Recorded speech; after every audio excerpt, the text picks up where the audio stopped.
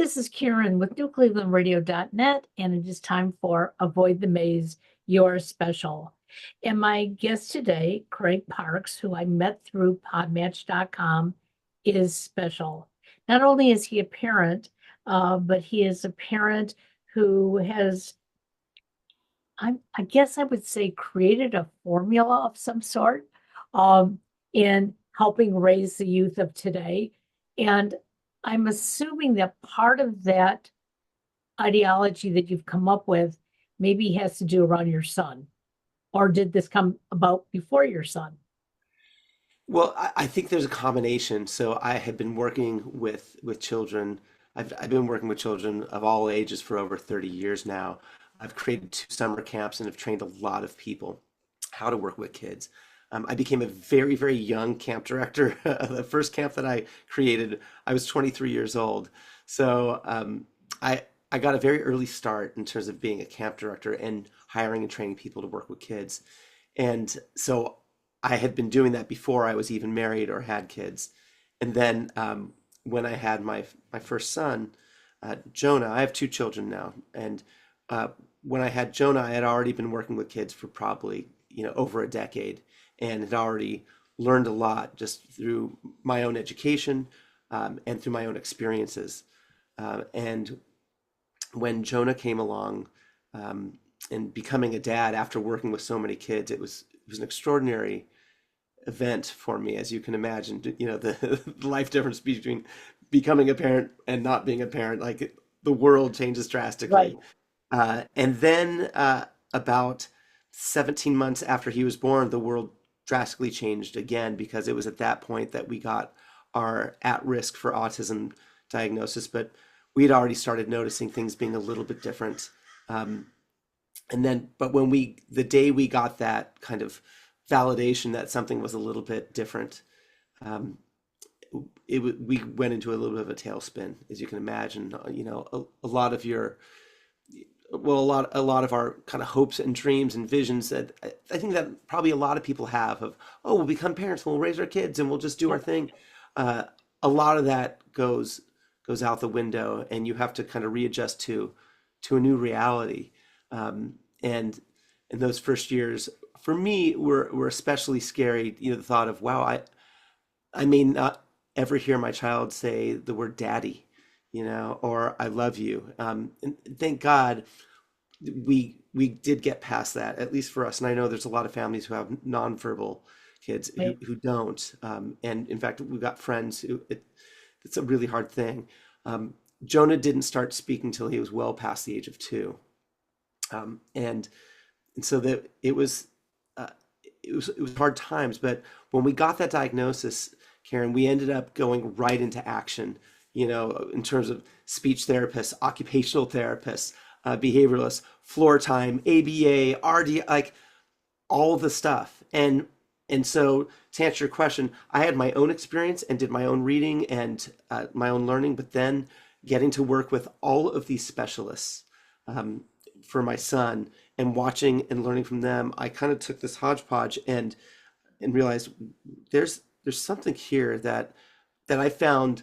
And look, not everything works for every kid, and I don't want to be so arrogant to say that, but in terms of now training just hordes of people to work with kids in the 27 years of being a camp Right. director, hiring people, there are there are certain principles that I think really do work with almost all kids. Um, the underlying factor of and the foundation of all of it is love. And and if you're starting from a place of love and knowing that the goal here is to express love and teach love and be in a space of love, then everything else comes forth from that. And so the um, really what I developed was what I call parenting A to E, and realizing that all we have in this world ultimately is this body that we move around in, and God willing, our voice Yep. that we use. And so parenting A to E, the A stands for affect.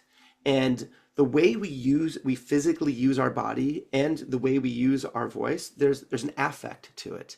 And the E in parenting A to E is for the effect. So I think that it's really important to get intentional about what you want to create as a parent, because if you don't have that, yeah, that goalpost to go for, it you could be meandering in a way. But if you know, Right. okay, this is my intention. My intention is to be calm. My intention is to be loving. My intention is to deal with my own stuff so that I can actually be a place of peace and a place of safety for my child. It, then, love, trust, connection, like these are intentions. And so that's the that's the effect. If the effect you want is a loving, trusting, sweet, um, foundational relationship, then you can learn how to actually maximize the use of your own body. And so I've put together this philosophy, and I'm about to launch the course. I'm really excited about it. And I also happen to be a professional musician, and so um, you can have the philosophy, but then you have to know, like, how do you put it actually into play in real everyday life?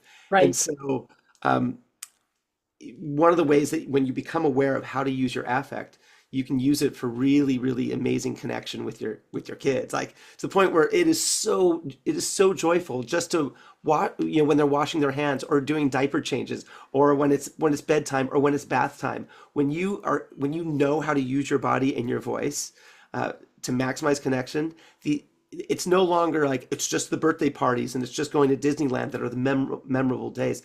You can actually make the everyday turn into like happy family memories for kids. I love this because my son was diagnosed in the 90s.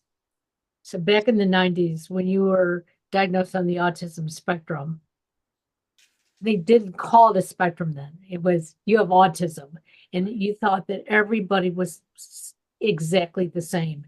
In fact, before I got pregnant with him, I kept thinking about one child who I ever knew who had autism, but it was on a TV program. It was on St. Elsewhere.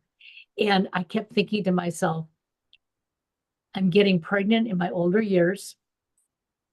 I keep being told that there's a chance that you could have a child with Downs or autism.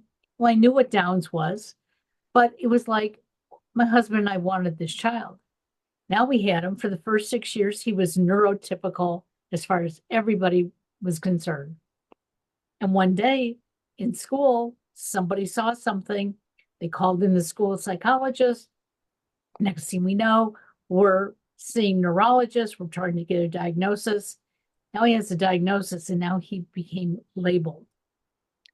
And there were no resources really for my husband and I. We, like you, jumped in headfirst and said, we got to figure this out. But my husband and I, we parent differently. He's this very smooth dad, let's have fun, hey, I can't throw a ball real well, so if you can't, that's okay too.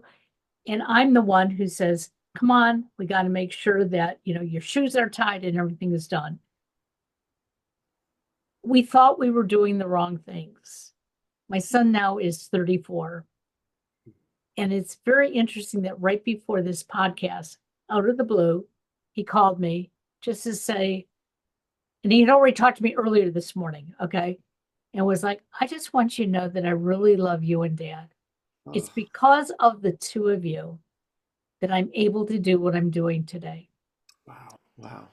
So we didn't have your blueprint, but I think if we had, what a difference the world would be.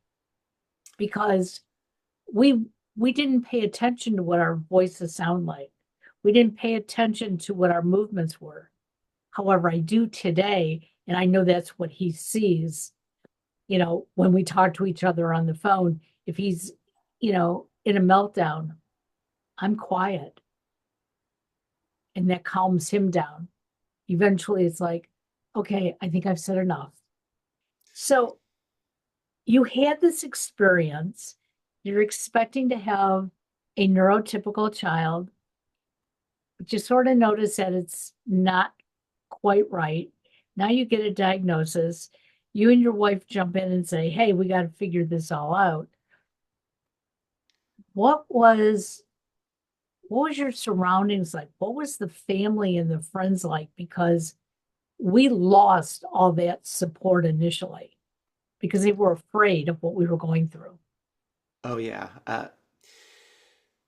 Yeah, I mean, it brings up a lot because we had been part of kind of like a different group, of people, of families, and we'd go over to each other's homes, but whenever we were anywhere, all the parents were busy kind of just talking with each other and hanging out and schmoozing, and then the kids would all be out and playing, and but the truth is, we actually couldn't just relax and hang out with the parents because uh, Jonah didn't know how to just play with the other kids, uh, and so we had to kind of watch and make sure that he was okay. That he wasn't hurting himself. He wasn't hurting the other kids. He was like, and eventually, just like you said, Karen, it was like we just isolated.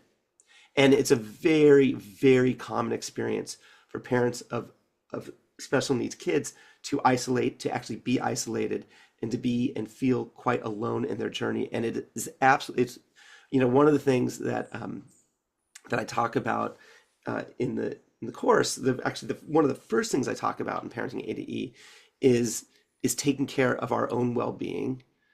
It is so important, and part of that is is being connected to other human beings. It's really, really vital. Like our kids will do better when we're not isolating.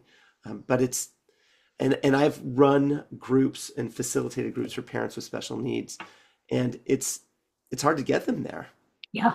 for a number of reasons. But when they do, what I found is that when they do and they get an opportunity to just talk about their experiences with other parents who just get them, it's this huge exhale, like, ah, finally, I'm not being judged, or like people get me, and so it's really, really vital to actually not isolate. But it is so common. Your story, my story, it's a very, very common story, unfortunately.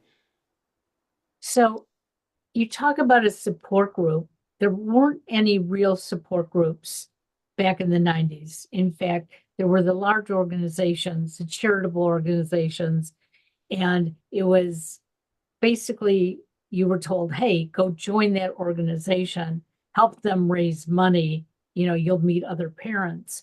But typically, what I found, and even my son found because he eventually became part of trying to be part of the organization, was that everybody was comparing, oh, you don't understand me.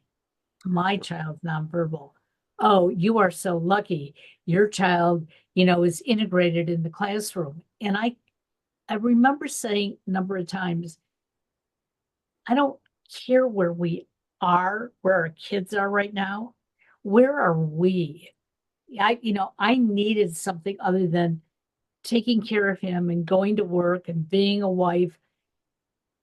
I We were so isolated that the only person that we hung out with was my mother-in-law.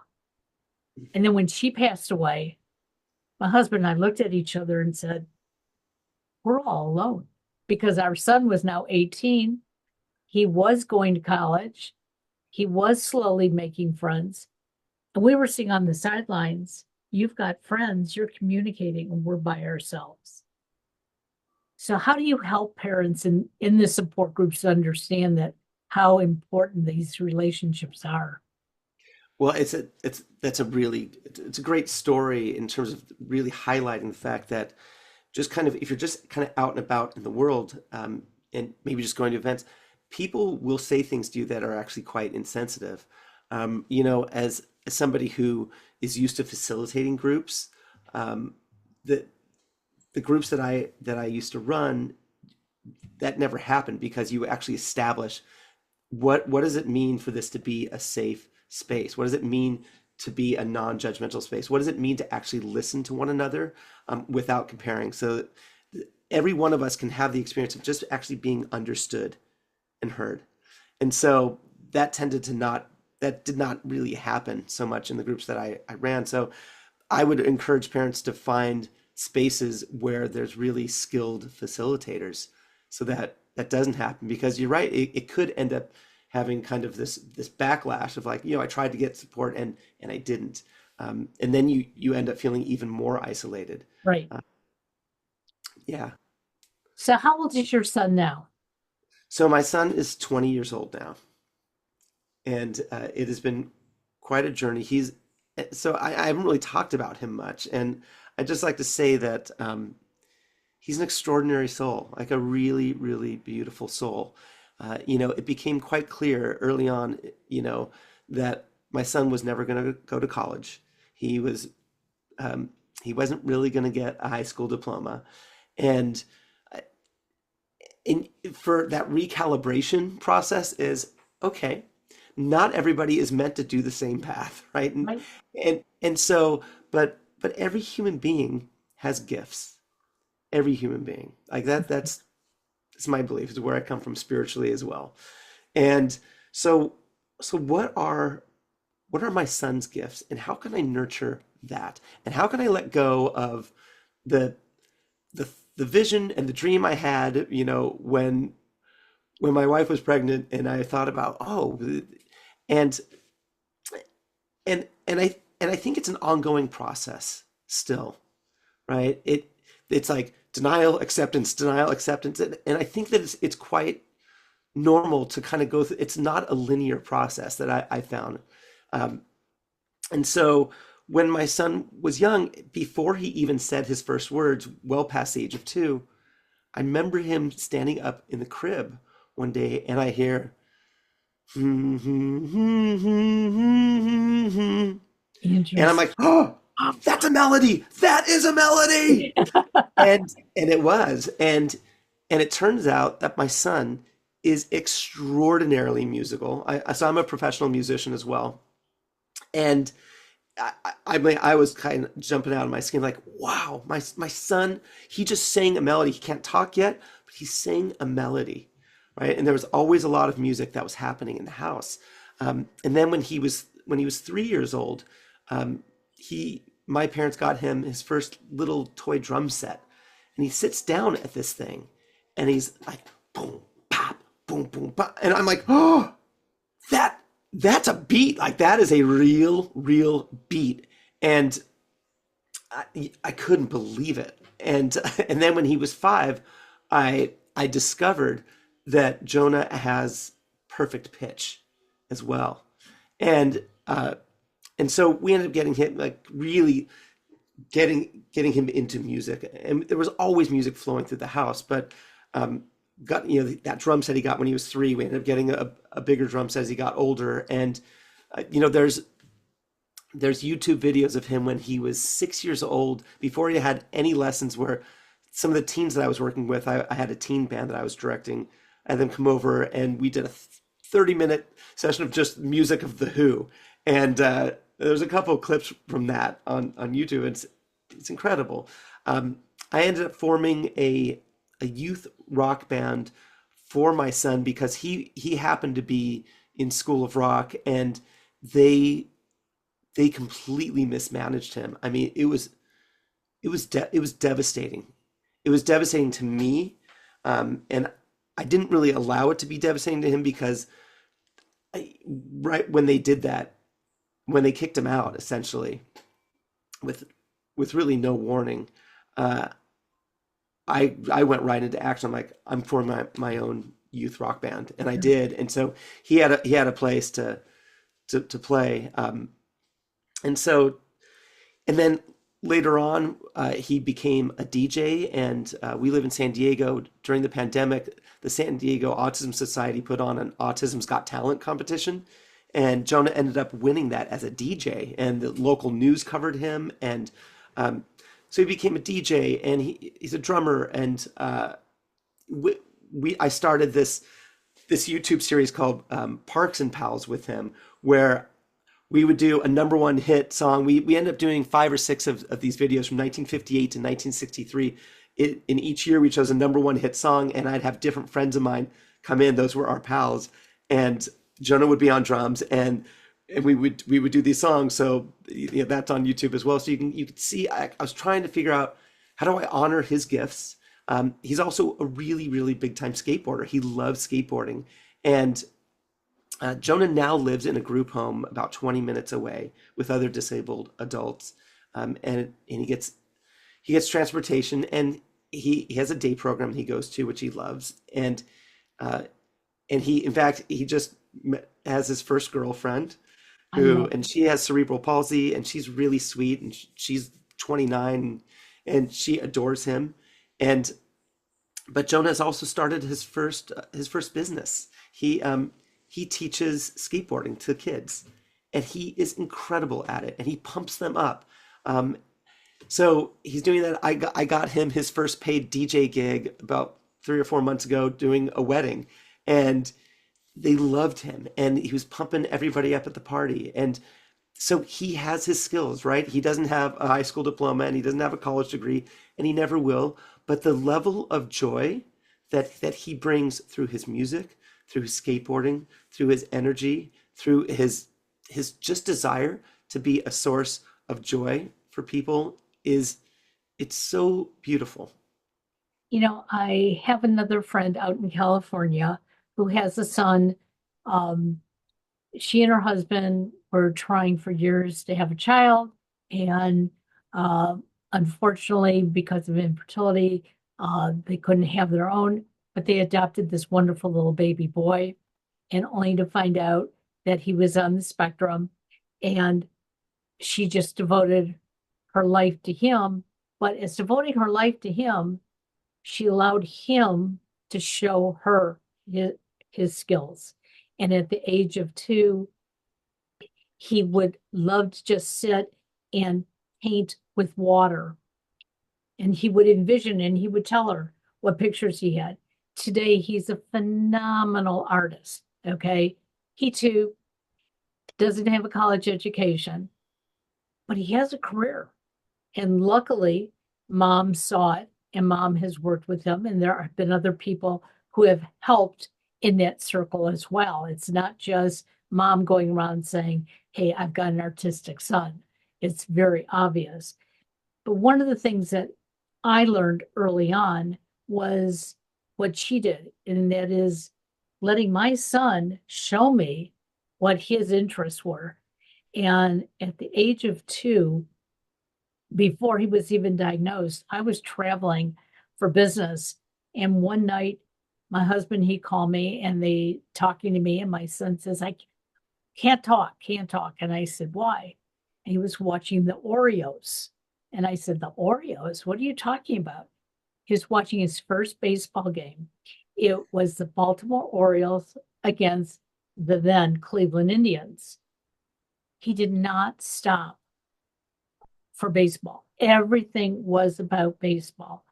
And he tried to play baseball. He was very good at what he did, but he was doing what he saw them do in the real leagues. So when he went to play T-ball, he didn't like the fact that he had to hit it off the tee. He wants somebody to throw it to him. And his meltdowns when he was younger were basically about the fact that what he knew he wanted to do, but if you didn't let him do it, he just didn't understand. He has a love for music, like your son, and a love for sports. And we just let him cultivate both. Interesting part, he's working in sports and he's doing his music on the side. Now, if that had been me growing up, my parents would have said, this is what you're going to do and how you're going to do it. But I don't think you can do that with any child anymore today. Yeah, but I think unfortunately a lot of parents still do that, it's look, it's born out of love, um, but it can create a real problem in the actual relationship and actual connection. It could build a lot of resentment as kids get older and become adults and see that. Look, being a parent, there's no more important job and there's no harder job than being a parent. Um, it's these are tricky things, and it's an art. It's really not a science. All of us parenting experts can have our methods and all of that, and there's a lot of value to learn from parenting experts. I'm one of them. Right. but again, I also realize that, hey, it really is an art form.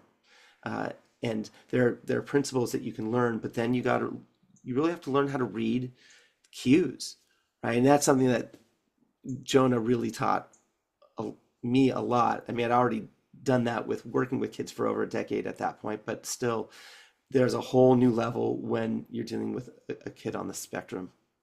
So, Well, and also when it's your child too, yes, it's a because different we thing. look at other people's children to some degree, as much as we want to help them and as much as we may be involved in working with them and helping them.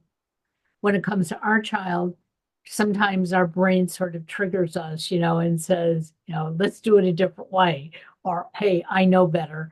Uh, what I love about your methodology is something that any of us can learn from you. We don't have to be sitting across the table from you. Exactly. And the thing that I also, when I set up this course, and I've been really working on this for over 6 years in terms of like developing it and creating it, is I understand because I also have a 10-year-old daughter too. Parents today, especially, are they're exhausted, they're overworked, there's so much pressure. So I wanted to be able to deliver this information in a way where they didn't feel like, oh my God, like a 45-minute video, so I really break it down of like, hey, this is how you can use your hands and arms, and it's like a 3-minute video, so they can watch it and immediately go use it. Or hey, this is how you can use the entirety of your body, or this is how you can use facial expressions for connection. And all the videos in the entire course are really 2 to 5 minutes, so that they can just watch it and get it and apply it, because it it really there is so much pressure on parents, and I didn't want this to be another thing to have them feel pressure. I wanted it to actually be a source where it actually eases their pain and gives them hope and inspiration and practical tools that they can use so they can actually really enjoy their parenting journey a lot more. It's funny, as my husband and I were going through this early on, my husband would say to me, I found an article, you need to go read it. And I said, did you read it? And he'd go, no, I need you to go read it. Um, and, you know, we both were working full time. So it wasn't like I had more time than he had. But there was something about the reason he didn't want to read them. And I couldn't figure it out until, oh, I guess Alex was about 12 or 13 years old. And we had been invited on the Dr. Phil show, which we thought was going to be our savior, which was absolutely not the truth. But we went hoping to find some answers. But they put my husband through a battery of tests. And we came back to our neurologist who went through them, and he said, well, now you know why you feel different, Rich. And he goes, why? And they said, because you're on the spectrum. And it answered so many questions about, you know, why things that our son was doing was triggering him where it wasn't triggering me. And I would say, well, why does that upset you? Is it because you wanted your little boy to grow up and be a baseball player? And he'd go, no, because I'm not a baseball player. Okay. But he was seeing his own behaviors, which was quite interesting. So, to our listeners out Can I there, ask you a question? I'm curious about that. Your experience of that to find out that the man that you fell in love with and married, um, like did was it a surprise to you, or was it something you had suspected? didn't know that he really was on the spectrum. Okay. But from the day that I met him, my mother in law would say to me, we love Richard dearly, but he does march to his own drum. Mm. And he did. But he's a kind, sweet, considerate person. And so it was like, I just felt lucky to have this person in my life. Um, and even with our son, when I was getting frustrated and annoyed, okay, because he was seeing some of those behaviors, he he was calmer with them. And so, but we didn't understand why. It would be like, you don't like changing a dirty diaper, but you know how to cuddle with them the proper way, and I don't. Mhm. Uh, but it's important for us to understand that so many of us have gone undiagnosed. We become adults and we start wondering, you know, why do we feel different?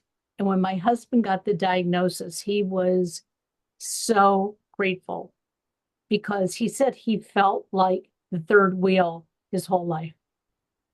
And now he understands his son even more. And the two of them, they see each other's behavior now as they're both adults. And it's funny how they will call each other out and say, do you really have to do it that way? Or why did you do it that way? And I just sit back and smile. I just have to live with the two of them. So, how can my listeners find you, follow you, and get some training? So they can email me at craigparks at parentingharmony.com. Um, my course is going to be coming out, I suspect, within a month or so. So they can write to me and get that. I did release an ebook called Have Less Stress and More Fun with Your Kids. That came out a few months ago. And so if they write to me, I can send them the link for that as well. Uh, and I think that's really the best way is just write to me and I will respond to every email I get. And, you know, my whole adult life has been about working with kids, and I believe that the way to a better world and a more peaceful world is through having all the children of the world be loved up better than they currently are. And so my whole life has been devoted to that, and I've been in Southern California running camps and training people how to work with kids and running youth programs and working with teens, and running support groups for parents. And now I'm really ready to expand beyond Southern California, which this course and even the book that I wrote is about being able to now share these experiences and being on podcasts, and which I'm so grateful for this opportunity, Karen. Thank you. Wow. Is I know I've made a big difference for the people in Southern California, and now I just want to be able to expand the reach and help more people and more kids and have family life. I mean, imagine all the homes in America, like having just more sweetness, less stress, and more love. That has an effect externally out into the rest of everyone's community in the world. It absolutely does. I just started, so I've been coaching for almost 2 years, and in the last 6 months, I expanded and I said, I want to coach parents of special needs kids, and I'm not going to coach them about their kids. Okay. That's I want to coach them about having a life for themselves because our kids are going to grow up in somewhere or another. Okay. Whether they're living in a group home, they continue to live with us, or they're capable of going living on their own. We're then going to find ourselves wondering, hey, where's my life? And I struggled with that for a long time. And when my son finally saw that in me, and thank God he did, he told me about 13 years ago, Mom, you're depressed. You don't have a life. Stop telling me to have a life. You've got to get one. And it was like, oh my God. Wow. Yeah. Wow. And you know what? It's like, and they say out of the mouth of babes. Well, he didn't say it when he was a babe, but he said it when he was a young adult. And it meant even more so to me. And then, like today, out of the blue, just to be able to call and say, hey, Mom, I love you and Dad. It's like, that is phenomenal. And I'm sure you see that with your son now that he's doing the things that he loves and he's capable of doing. Oh yeah. It's I mean, every time I hear him say, "Dad, I love you," it's the best. And to see him joyful and listen, he still has a lot of struggles and a lot of things that are really challenging and hard for him. But he also gets to experience a lot, a lot of joy. And this story that you shared, Karen, about your son coming to you and saying, "Look, you're trying to get me to have a life, like be the role model." Is That's a really powerful story. When so I was when Jonah was born, I was in a rock and roll band, an original band. I was trying to make it in the music world, um, and it was great. We had done many tours. We released one album, and things were going well. But when Jonah was around 3, the band broke up, and at that point I had been was deep in autism, right? Because he had already been diagnosed for almost a year and a half, and the intensity of my family life became a lot. And then I had my full-time job as well, and so when that band broke up, I essentially stopped playing music for a decade. Like I stopped in terms of plugging in electric guitar, and I was still being a song leader and doing music with kids, but in terms of like the kind of music that just feeds my own soul, just for the purpose of that, I stopped for nearly a decade playing, and um, and I realized that wow, I actually stopped doing what feeds my soul on a really deep level because I just got into like work and being a dad and being there for my son. But I realized that, and especially when my daughter was born, there'd been people who'd been like, Craig, like, form a band again or get out and play again. And I was like, no, no, I can't. I've got like, I, but something happened, I think, when after my daughter was born, where I realized, what am I role modeling for my kids? Am I teaching them that when they're adults, they're not going to be able to actually do what feeds their soul? And so I figured it out. And since 2016, I'm no longer trying to make it. Now it's just about loving playing music. And I'm in a cover band, but it's great. I'm playing with people I love, and I'm out and gigging, and it's so much fun. And actually, Jonah will come and sit in on drums on when That it I comes to love that. gigs. And you know what? Music feeds our soul, you know. And I told this story a long time ago. When I was in high school, up through my college years, um, I sang in a choir and I loved to sing. In my mid-20s, I had thyroid surgery and they nicked my vocal cords, but I didn't realize it at the time.